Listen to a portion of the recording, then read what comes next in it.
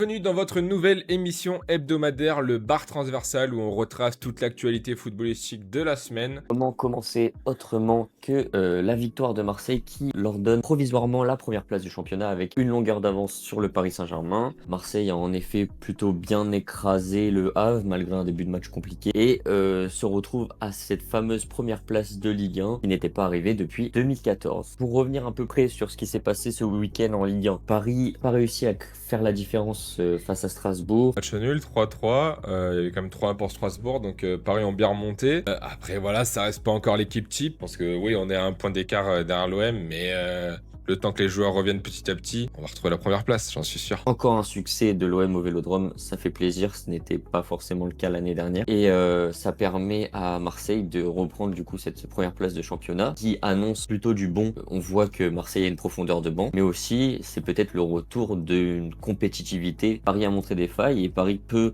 malgré un effectif certes diminué, peut se retrouver dans des situations compliquées. Je pense que voilà, la période la plus difficile, c'était maintenant avec tous les absents, elle est passée. Je pense que maintenant, ils vont revenir à leur niveau sans problème. En effet, c'était une période compliquée, comme tu dis, mais Paris n'est pas loin de la première place, ce n'est qu'un point. Et des équipes connaissent des périodes beaucoup plus compliquées, notamment Liverpool. Je te laisse nous en parler. Exactement, Liverpool vient de perdre 2-1 contre Manchester United à Anfield. C'est leur quatrième défaite, toute compétition confondue. Donc ils ont perdu contre la United, contre Chelsea, que Arne Slot reconnaît qu'ils sont dans une période un peu compliquée. On a vu qu'ils ont fait un énorme mercato à plus de 500 millions avec des Wirtz, des Isaac, des Ekitike. Wirtz a du mal, on le voit. Wirtz est en manque de confiance. Isaac l'est peut-être encore plus. Soit Liverpool n'arrive pas à lever la tête, soit un peu à l'image du PSG l'année dernière, arrive à sortir un match référence et l'équipe se transforme. Retour peut-être de Wirtz à son plus haut niveau qui va vraiment créer des différences. On verra ce que nous proposer Arne Slot pour la suite, parce qu'après la première saison exceptionnelle qu'il a fait à la tête de Liverpool, voilà, visant à se renforcer, c'est vrai que c'est un peu compliqué.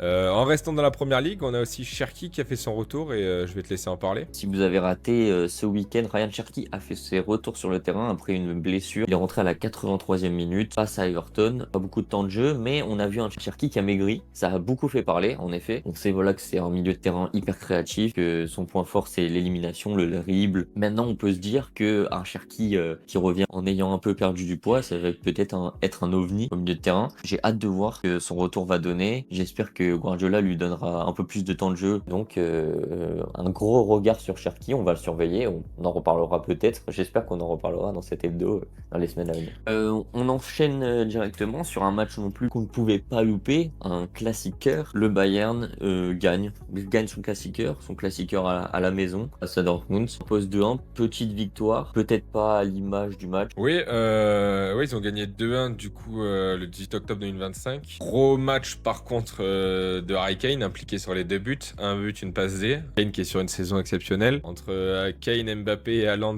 c'est le trio infernal. Après, le Bayern sont plutôt relâchés en deuxième période. On a vu Dortmund qui essayait un peu de revenir et qui avait l'occasion. Voilà, ils ont fait une bonne première mi-temps et la deuxième mi-temps, c'était un peu plus allez, on se relâche.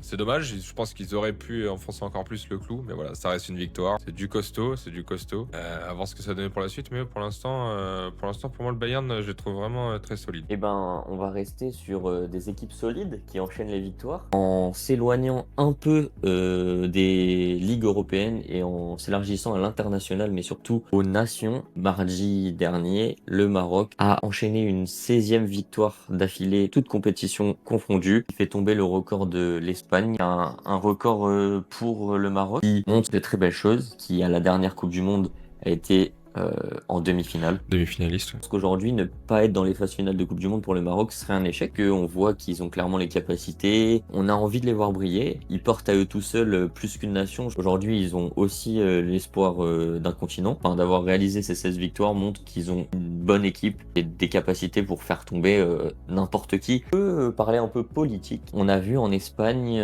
sur cette journée certaines équipes protester contre le déplacement du match Villarreal. Exact. Barcelone à Miami. Maintenant, il y a aussi une question d'image. On sait qu'il y a une question économique pour le Barça qui a besoin de cet argent. Mais c'est vrai que la Ligue espagnole qui se joue aux États-Unis, moi, voilà, quand j'entends ça, je trouve ça un peu ridicule. Totalement d'accord avec ça. Il y a des matchs à domicile, des matchs à l'extérieur. Délocaliser des matchs, ça n'a aucun sens. Et d'ailleurs, beaucoup d'équipes se sont plaints en faisant tourner le ballon. Je sais même pas pourquoi le débat existe. Pour moi, voilà, tu fais ton match à domicile, tu fais ton match à l'extérieur. C'est normal que les équipes se plaignent. Oui, voilà. Est-ce que ça remet en question toute l'équité du championnat? On commence à délocaliser des matchs. On perd un peu l'identité même de ce qu'on appelle championnat espagnol. N'hésitez pas en commentaire à nous dire ce que vous en pensez. On vous laisse en discuter en commentaire. En tout cas, merci de nous avoir écoutés et on se retrouve la semaine prochaine.